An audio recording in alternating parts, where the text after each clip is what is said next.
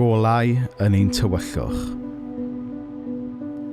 Arglwydd Iesu Grist, deithos dim byd fel golau i dywyllwch, yn dwyn bywyd a chariad, gobaith a maddeuant.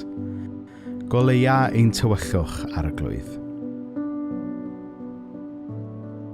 Ni ddeithos di gondemnio, ond i achub, nid i farnu, ond i ddangos trigaredd, ac i wneud hynny, roedd et yn barod i ddioddef tywyllwch drosom ni.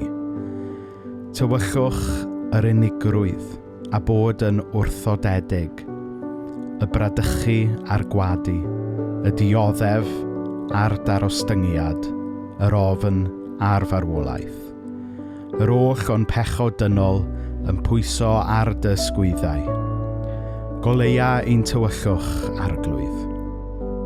Arglwydd Iesu Grist, maddau ni popeth a wneithost ein bod yn rhodio yn y tywyllwch, yn dewis ein ffyrdd ni yn hytrach nath ffyrdd di, yn bradychu ein hargoeddiadau, yn gadael ein cyfrifoldebau ac yn gwadu ein ffydd drwy'r ffordd rydym yn byw.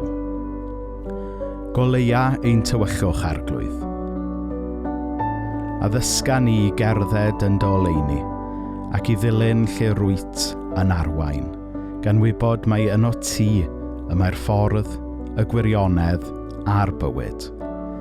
Goleia ein tywyllwch, arglwydd, yw ein gweddi, wrth i ni ofyn hyn yn dy enw.